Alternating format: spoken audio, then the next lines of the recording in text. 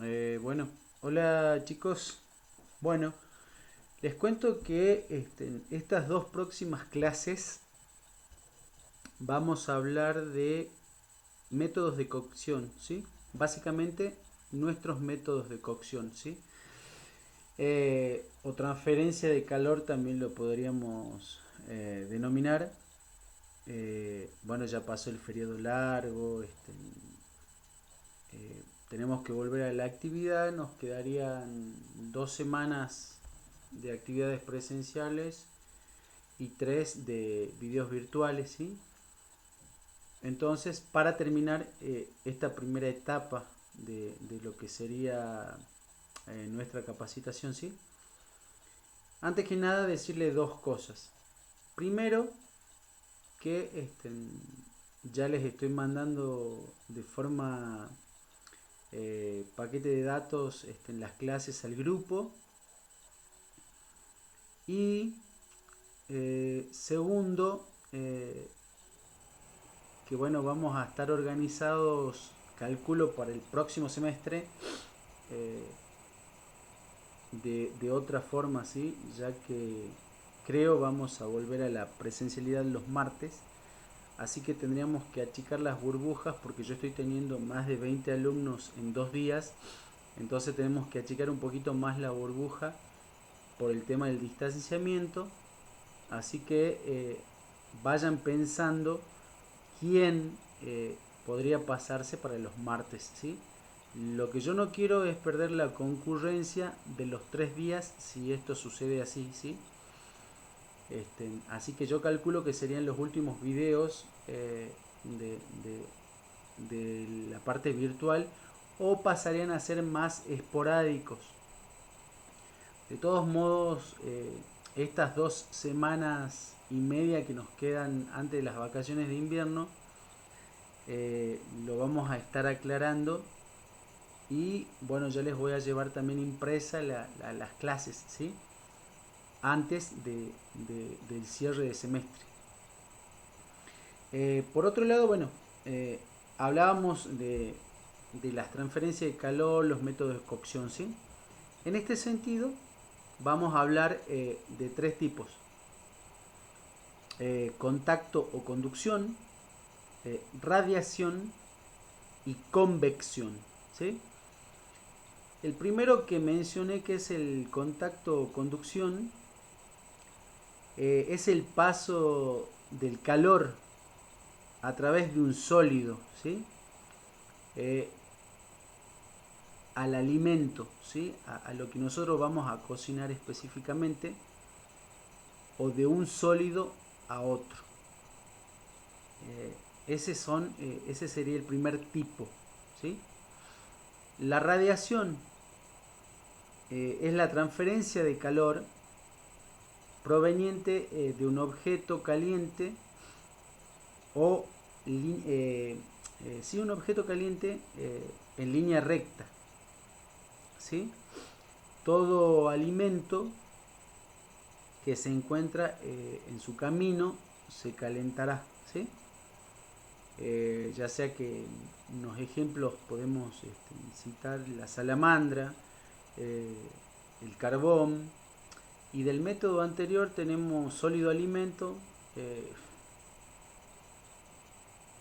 piedras refractarias, eh, sólido sólido, cocina tradicional. Y el último que veríamos es el de convección, que sería el paso de calor a través de los líquidos y gases. ¿Sí? Agua, vapor estarían involucrados en este tipo de cocción, ¿sí? Sería una convección convencional,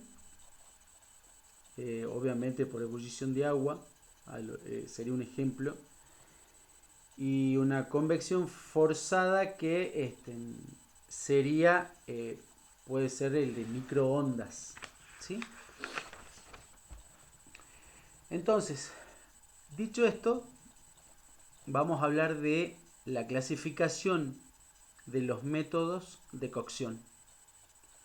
Tenemos el húmedo, tenemos los secos y tenemos los mixtos, ¿sí? Los húmedos, también llamados de expansión, disolución y extracción, ¿sí?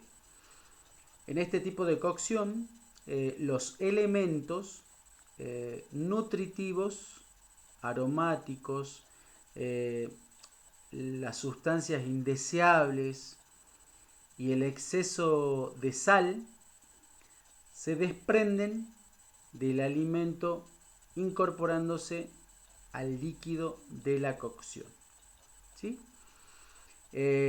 Los cambios entre el alimento y el fluido de cocción se produce por ósmosis. ¿Qué es la ósmosis? Es el paso recíproco de líquidos de distinta densidad a través de una membrana porosa que los separa, ¿sí? Si hablamos de secos, también denominados de concentración o contracción, es la brusca exposición del alimento al calor seco, por supuesto, donde se produce una coagulación superficial de las proteínas y la caramelización de los azúcares. O sea, todo estos son términos técnicos. Estos métodos producen que los elementos nutritivos y aromáticos permanezcan en el interior del alimento, ¿sí? Formando una costra dorada, ¿sí? Un caso y un ejemplo, el horno tradicional. Húmedo sería agua de ebullición en una olla, donde nosotros incorporamos, obviamente, sería el método húmedo. Y por último, los mixtos. Esta forma de cocción de los alimentos es la mezcla de los procesos secos y húmedos, siempre que su nacimiento y proceso posterior de cocción sea mezclado, ¿sí? Una vez finalizada la cocción, el alimento tiene características doradas y brillantes, ¿sí? Cocinas al vapor, teníamos, por ejemplo, sería el ejemplo de estas dos combinaciones, ¿sí? Reacciones por cocción.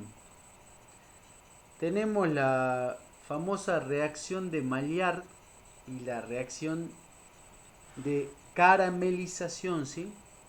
Que lo vamos a hablar mucho más adelante, pero quería mencionárselas para que más o menos tengamos esa idea de lo que serían este tipo de reacciones, ¿sí? Calculo que se los daré en la segunda parte, porque vuelvo a repetirles, este video va a tener dos partes, ¿sí? Bueno, dicho esto, hace frío, vamos a hablar del primer método de cocción, que sería blanquear.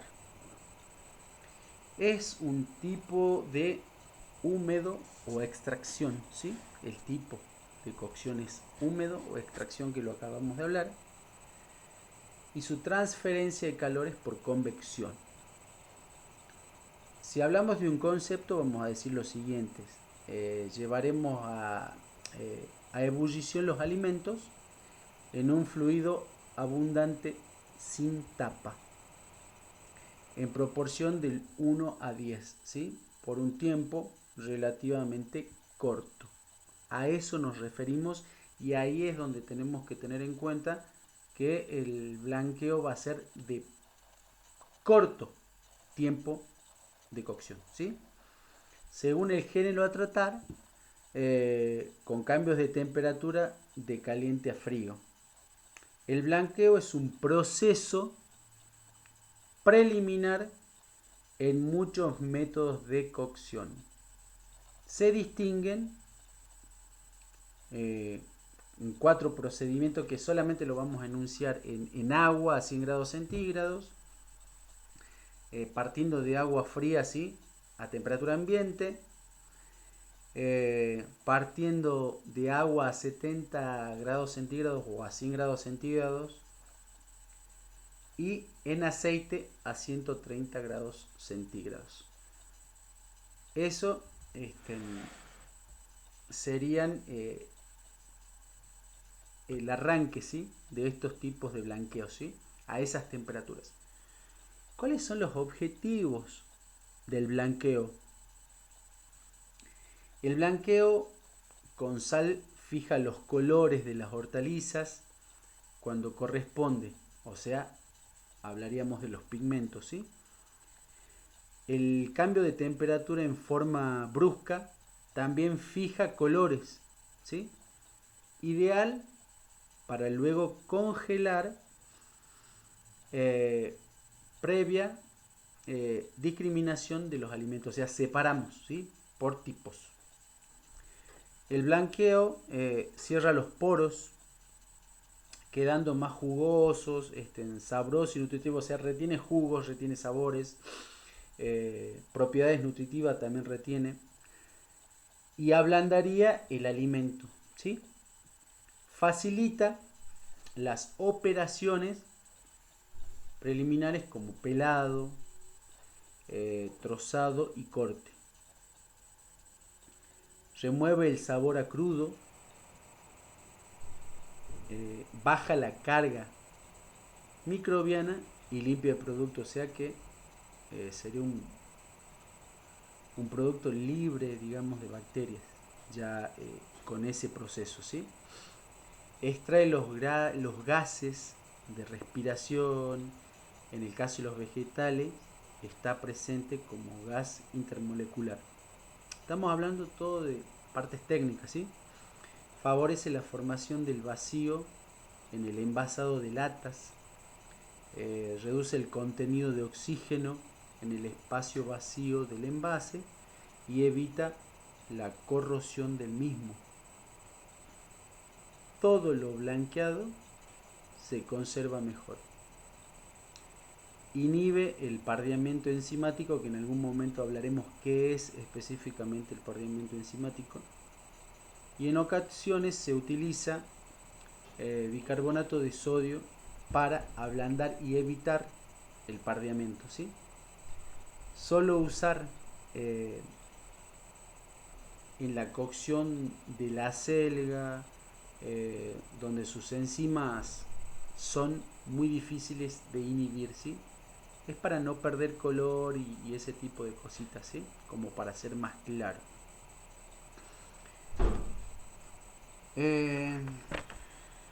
Vamos al segundo método de cocción, hervir.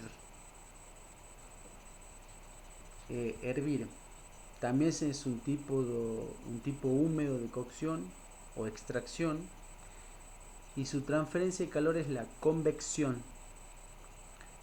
Si hablamos de un concepto, vamos a decir que llevar a ebullición un producto en abundante líquido frío o caliente, de acuerdo al género a tratar, lograremos la cocción deseada. Se distinguen en 2 procesos. Caliente, o sea, partiendo una cocción a partir de 100 grados centígrados en agua, con tapa o sin tapa, y partiendo de agua fría o cualquier otro medio líquido, la temperatura ambiente, ¿sí?, también con tapa o sin tapa. Tiempo de cocción, ¿sí?, para las carnes tiernas, entre 20 y 30 minutos por kilo, ¿sí? Carnes firmes, 40 a 50 minutos de cocción por kilo. Y carnes duras, 90 por kilogramo, ¿sí? Para las carnes tiernas tenemos lomo, bife de chorizo, cordero, pollo, carnes de cerdo. Para las carnes firmes, que eran a 40 o 50 minutos por kilo de cocción, era colita de cuadril, bola de lomo, asado de tira, nalga, cuadril, roast, el roast beef, eh, bondiola, entre otros, ¿sí? Y para las carnes más duras tenemos la tortuguita, el peseto, la tapa de nalga, la cuadrada del garrón, la lengua, el matambre, el oso buco, ¿sí? Que serían ya cocciones de mayor duración. Otro método que vamos a ver es el punto, o sea, otro detalle que vamos a ver en realidad sería la ebullición, ¿sí? ¿Qué es la ebullición? El punto de ebullición que normalmente se origina entre los 96 grados centígrados y 100 grados centígrados a nivel del mar está relacionado directamente con la altura y la presión atmosférica. Debido a este proceso, en la altura se requiere mayor tiempo de cocción para los alimentos, porque estos no alcanzan el 100% de los grados centígrados, ¿sí? Y a menor altura el tiempo será más breve, porque la temperatura sobrepasa con facilidad los 100 grados centígrados. La temperatura aumenta o disminuye alrededor de 1 grado centígrados cada 300 metros. Un detalle que nosotros tenemos que tener en cuenta cuando vamos a cocinar en distintos lugares y hablamos de que por qué se demora, por qué no hay una cocción tan rápida como otros lugares, ¿sí? Tiene que ver básicamente con la altura. Entonces, a mayor altura, mayor presión atmosférica, menor punto de ebullición, ¿sí? A menor altura, menor presión atmosférica, mayor punto de ebullición.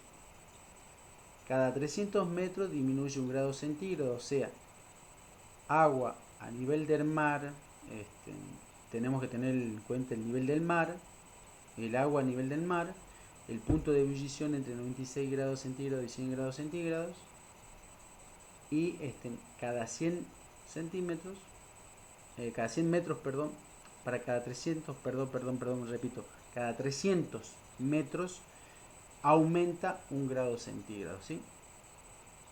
O sea, en situación inversa de lo que decíamos recién, que disminuye de acuerdo a la altura, ¿sí? Y el último método de cocción que vamos a ver hoy es el pochado, ¿sí? Pochar, que es un método también húmedo de extracción. Su transferencia es por convección y el concepto sería, si hablamos de pochado, también llamado escalfado o escalfar, proceso de cocción lento y moderado que evita el resecamiento, de los alimentos. La cocción se realiza en fluido o no, apenas abundante, o sea que tiene que ser moderado el medio líquido, ¿sí? La temperatura no debe pasar los 80 grados centígrados, por cuanto se produce una pérdida de albúmina y nutrientes en los alimentos. El pochado en carnes debe ser aplicado sobre cortes muy tiernos como el lomo, el solomillo, las supremas, pescados básicamente, mariscos, lomo de cordero. Se distinguen dos procedimientos en este caso a temperaturas determinadas, ¿sí? El pochado directo es el sumergido en líquidos entre 70 grados centígrados y 80 grados centígrados, no más de 40 minutos. Y el pochado indirecto, que sería baño María, se distinguen en dos tipos: sin batir, a 65 grados centígrados o 80 centígrados. Serían para flanes, para budines, etcétera. Y el batido entre 56 grados, en 65 grados centígrados y 80 grados centígrados, para bizcochuelos, para cremas, para emulsiones calientes, para salsas. Dicho esto, tenemos mucho por hablar por los métodos de cocción. Continuaríamos luego con el diagrama de flujo de un baño María, el vapor, cocina al vapor, el estofado, el guisado, el de microondas, eh, el glaseado, braseado, peler, saltear, asar y grillar, eh, freír, las frituras, como para finalizar el tema, que eso tenemos también el horneado, las clasificaciones, la fritura y lo que es el espiedo, que lo vamos a ver en el próximo video. Así que nos vemos, chicos, en la segunda parte del video, que también vamos a estar viendo la próxima semana, métodos de cocción. Buen descanso.